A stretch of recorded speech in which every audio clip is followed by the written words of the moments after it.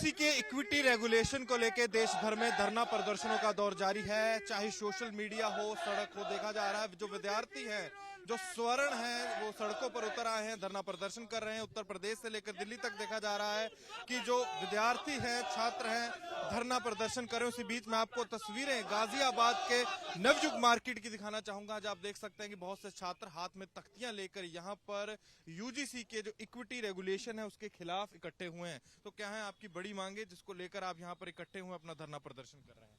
सबसे पहली बात तो मैं इस कानून के ऊपर सबसे पहले एक दो पंक्तियों से शुरुआत करूंगा कि लश्कर तुम्हारा है, सरदार तुम्हारा है, सच को झूठ छाप दो और अखबार भी तुम्हारा है।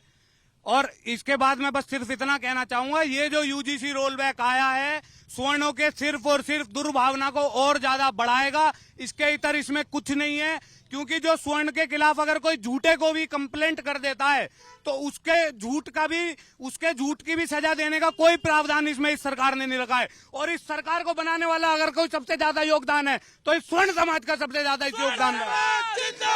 पर शिक्षा मंत्री धर्मेंद्र प्रधान का कहना है कि इसका कोई दुरुपयोग नहीं होगा, इन रेगुलेशंस का कोई गलत इस्तेमाल नहीं होगा। अगर दुरुपयोग नहीं होगा तो हमारी कैटेगरी को ऑलरेडी अपराधी क्यों घोषित कर दिया गया? हमारी कैटेगरी को उससे बाहर कर दिया गया, हमें ऑलरेडी कल्प्रिट बना दिया गया है।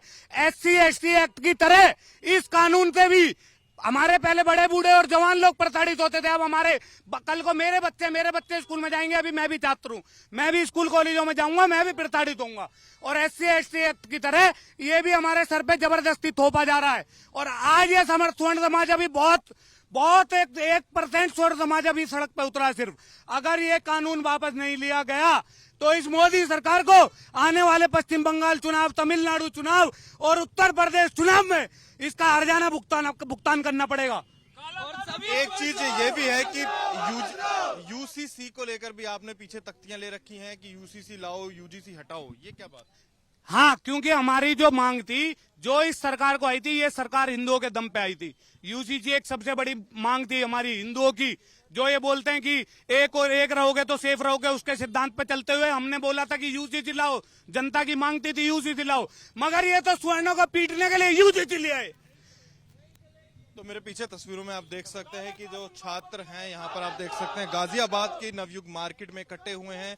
जो उनका धरना प्रदर्शन है, प्रोटेस्ट मार्च है, यहाँ से डीएम ऑफिस तक जाएगा। वहीं मैं आपको तस्वीरें दिखाना चाहूंगा कि हाथ में जो बच्चे हैं उन्होंने तख्तियां पकड़ रखी हैं। मदन मोहन मालवीय हो और चाहे चंद्रशेखर आजाद की तस्वीरें भी हो यहाँ लेकर आए हैं। और आप देख सकते हैं कि हैशटैग यूजीसी रोल बैक जो इस समय सोशल मीडिया पर ट्रेंड कराया जा रहा है। सोशल मीडिया से लेकर सड़कों तक देखा जा रहा है जो स्वर्ण विद्यार्थी हैं वो धरना प्रदर्शन कर रहे हैं। चाहे उत्तर प्रदेश का लखनऊ हो, बरेली हो, और अब गाजियाबाद में भी यूजीसी के खिलाफ नारेबाजी चल रही है। और कल दिल्ली में भी देखा गया यूजीसी मुख्यालय के बाहर जो छात्र इस इक्विटी रेगुलेशन के खिलाफ इकट्ठे हुए। उसी बीच तस्वीरें गाजियाबाद की जहां तख्तियां लेकर जो छात्र हैं डीएम ऑफिस पहुंचने की कोशिश कर रहे हैं। कैमरामैन रोहित मिश्रा के साथ अनमोल नाथ बाली की गाजियाबाद से रिपोर्ट।